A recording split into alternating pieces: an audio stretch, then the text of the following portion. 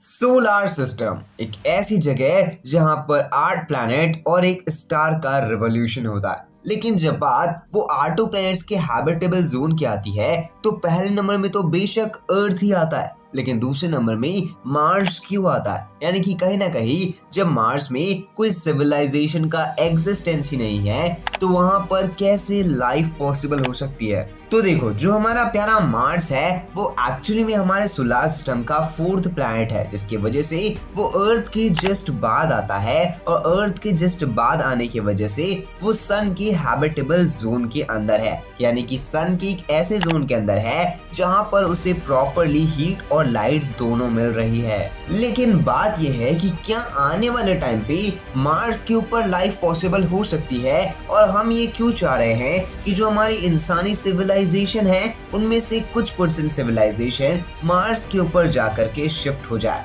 और ये जो चीज के ऊपर हम बिलीव कर रहे हैं कि आने वाले फ्यूचर में हम सब मार्स के ऊपर रहेंगे, क्या वो चीज रियलिटी में पॉसिबल भी है? तो देखो, मैं आपको प्रॉपर्ली समझा दूं कि जो हमारा प्यारा मार्स है जो एक्चुअली में एक काफी ज्यादा यूनिक प्लैनेट है, क्योंकि वो सेम एज इट इज हमारे प्यारे अर्थ की तरह ही है। क्योंकि जहां पर एक्चुअली में जो मार्स है उसका रेडियस 3389.5 किलोमीटर है और ये एग्जैक्टली लगभग हमारे अर्थ के साइज से सिमिलर है। लेकिन सबसे इंटरेस्टिंग बात इसके सरफेस में है, जहां पर इसके सरफेस में फ्रोजन वाटर भी पाया गया है। वहीं पर जो इसका सरफेस है जो पूरी तरीके से रेडिश दिखता है, उसका मेन कारण है यहाँ पर रस्ट का होना, यानी कि नॉर्मल भाषा में यहाँ पर आयरन ऑक्सीडाइज का होना, जिसकी वजह से इसका जो पूरा का पूरा सरफेस है वो एक रेडिश कलर का फॉर्म ले लेता है और हम इसे द रेड प्लैनेट भी कहते हैं। लेकिन ये बात तो ओवरऑल हो गई कहीं ना कहीं हमारे मार्स की।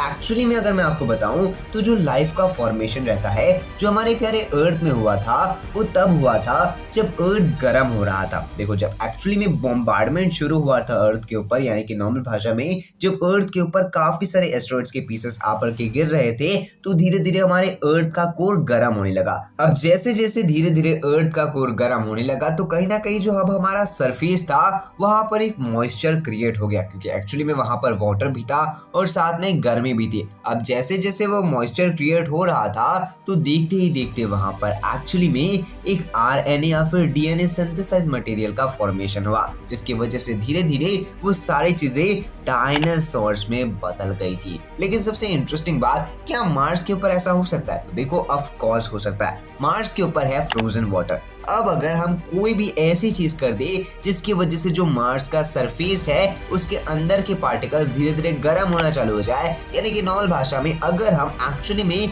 मार्स के ऊपर न्यूक्लियर बॉम्ब छोड़ देते हैं, इसकी वजह से वहां पर ब्लास्ट होगा और धीरे धीरे जो उसका एटमॉस्फेयर है वो नॉर्मली और भी ज्यादा गर्म होगा। तो मे भी हो सकता है कि वहां पर भी मॉइस्चर टाइप की चीजें क्रिएट हो जाए, और अगर वो चीज क्रिएट हो जाती है तो वहां पर कोई लाइफ पॉसिबल हो जाए। बट अगर ऐसा नहीं होता है, जिस तरीके की भी कंडीशन है, अगर हम सेम एज इट इज वही कंडीशन को देखते हैं तो आने वाले टाइम पे अगर हम उसके ऊपर न्यूक्लियर बॉम्ब्स को नहीं भी छोड़ते हैं तो भी मार्स के ऊपर कोई ना कोई लाइफ जरूर पनपेगी, क्योंकि कहीं ना कहीं जो मार्स का अंदर का कोर है वो धीरे धीरे सन की एनर्जी और हीट से गर्म होगा। अब जैसे जैसे वो सन की एनर्जी और हीट से गर्म होते जाएगा तो मॉइस्चर भी क्रिएट होगा, जिसकी वजह से वहां पर जरूर आने वाले ऑन फ्यूचर में कोई ना कोई लाइफ पनप सकती है। लेकिन अगर हम इंसानी सभ्यता को वहां पर अभी शिफ्ट होना है तो हमें उससे कई साल पहले वहां पर न्यूक्लियर बॉम्ब्स को गिराना होगा, जिसकी वजह से उसका जो अंदर का पूरा एटमॉस्फेयर है और कोर है वो दोनों बहुत ही बेहतरीन तरीके से गर्म हो जाएगा और धीरे धीरे में भी वहां पर हमारे अर्थ की जैसा ही सिनेरियो क्रिएट हो जाए, जिसकी वजह से हम वहां पर आराम से रह सके। बट वेल, अब आपको क्या लगता है